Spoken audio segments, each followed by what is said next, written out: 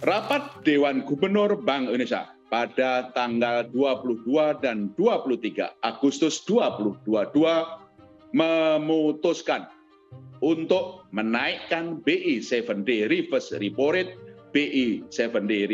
repo rate sebesar 25 basis point menjadi 3,75%. Suku bunga deposit facility juga naik sebesar 25 basis point menjadi 3% dan suku bunga lending facility naik sebesar 25 basis point menjadi 4,5%. Melansir berita dari CNBC Indonesia, hasil rapat Dewan Gubernur Bank Indonesia memutuskan untuk menaikkan suku bunga acuan sebanyak 25 basis point. Dari yang sebelumnya 3,5% menjadi 3,75%. Apa alasan yang melatar belakangi keputusan ini? Apa pengaruhnya bagi masyarakat luas? Menguntungkan atau merugikan?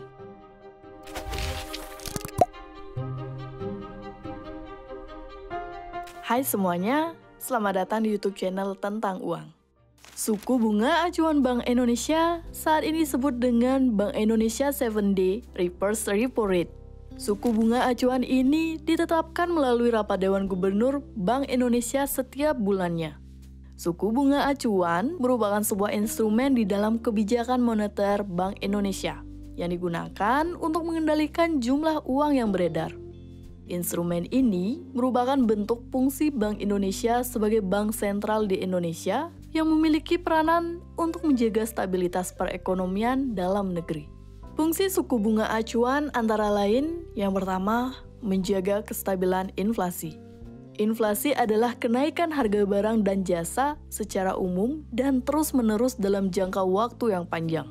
Pembahasan lebih lengkap tentang inflasi ini sudah pernah aku bahas di video terpisah ya, jadi kalian bisa cek videonya lewat link di pojok kanan atas. Dengan adanya inflasi, maka jumlah uang yang harus kalian keluarkan untuk sebuah barang yang sama akan bertambah. Untuk mengendalikannya, kebijakan moneter akan dilakukan untuk menaikkan suku bunga acuan. Sehingga, suku bunga untuk tabungan, simpanan, dan deposito juga akan naik. Masyarakat pun diharapkan untuk menyimpan uangnya di bank agar mendapatkan return bunga yang tinggi.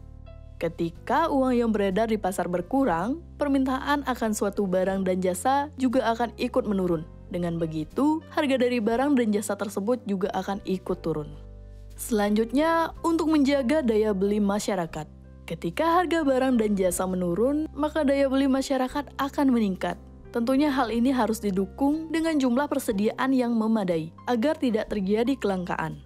Namun, dengan semakin meningkatnya konsumsi suatu barang dan jasa, maka pihak penyedia atau produsen tentunya juga akan menerima pemasukan yang lebih banyak.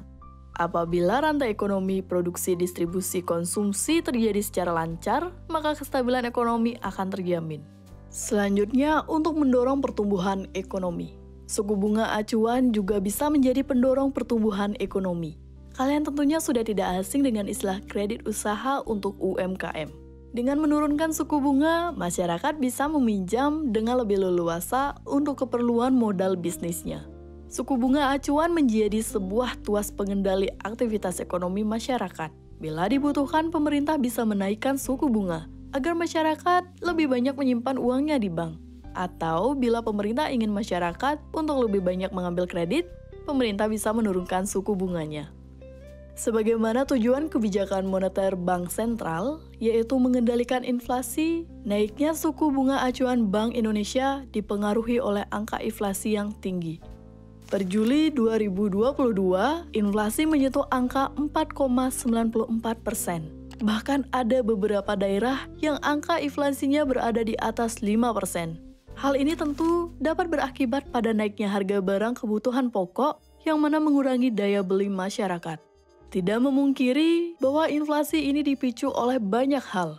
Dalam 2 tahun terakhir, kita diterjang berbagai macam gelombang. Terjadinya pandemi COVID-19, kemudian perang antara Rusia dan Ukraina, krisis bahan pangan, muncul krisis keuangan, kemudian krisis energi.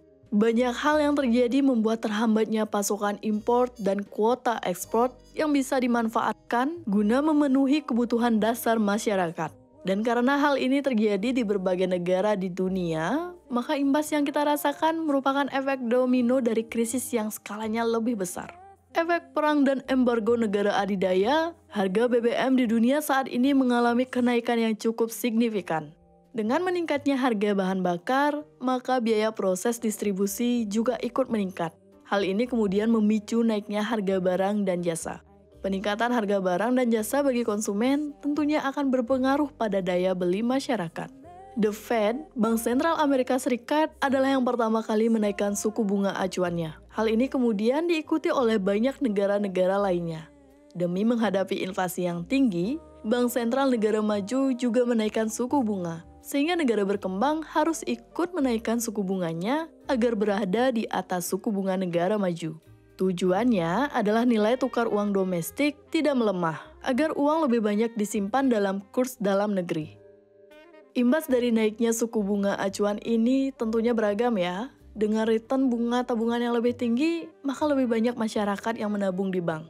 Namun, dampak negatifnya tentu saja ada, yaitu menurunnya tingkat konsumsi dan pertumbuhan ekonomi masyarakat. Karena uang lebih banyak disimpan di bank, maka tingkat konsumsi masyarakat cenderung akan menurun. Dan hal ini akan mengurangi pertumbuhan ekonomi akibat lambatnya perputaran transaksi barang dan jasa yang ada di pasar.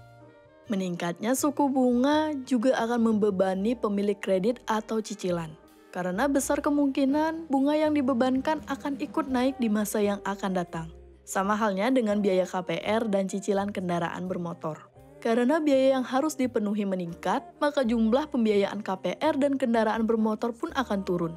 Hal ini akan berimpas pada pengembang lahan dan bekerja di bidang konstruksi. Begitu juga dengan produsen kendaraan bermotor. Bila angka pembelian rumah dan kendaraan menurun, maka pihak produsen yang memiliki pekerja bisa saja harus mengurangi tenaga kerjanya untuk menjaga kestabilan keuangan perusahaan. Namun, naiknya suku bunga acuan sebesar 0,25% ini tidak akan langsung berpengaruh secara signifikan. Peningkatan pada beberapa sektor besar kemungkinan baru akan mulai terjadi pada bulan yang akan datang. Dari fenomena ini, ada beberapa hal yang menurutku patut kalian perhatikan, yaitu harga BBM yang akan terus meningkat, di mana kenaikan harga BBM ini tidak hanya terjadi di Indonesia saja, namun secara global. Selain karena jumlah sumber dayanya yang menipis, juga dipengaruhi perang antara Rusia dan Ukraina. Bahkan perang ini mengakibatkan Indonesia kesulitan untuk ekspor gandum dari Ukraina, yang membuat harga makanan berbahan dasar gandum akan meningkat. Ketika nanti suku bunga acuan naik lebih tinggi dari sekarang, misalkan mencapai 1% atau lebih, maka jangan heran ketika orang berbondong-bondong menabung di bank. Harga-harga bahan pokok bisa jadi turun. Bagi kalian yang ingin mengajukan kredit atau cicilan, akan merasa keberatan dengan biaya yang dibebankan, karena biaya tersebut akan otomatis naik mengikuti suku bunga acuan yang meningkat. Sekian dulu yang bisa aku bahas pada kesempatan kali ini. Semoga bisa menjelaskan tentang kenaikan suku bunga acuan Bank Indonesia. Bila suka dengan video-video seperti ini, silakan subscribe channel ini dan jangan lupa nyalakan loncengnya. Jangan lupa follow sosial media tentang uang dan cek video kami yang lainnya. Ingat, uang tidak bisa membeli kebahagiaan, tapi uang bisa memberi kebahagiaan. Sampai jumpa di video selanjutnya.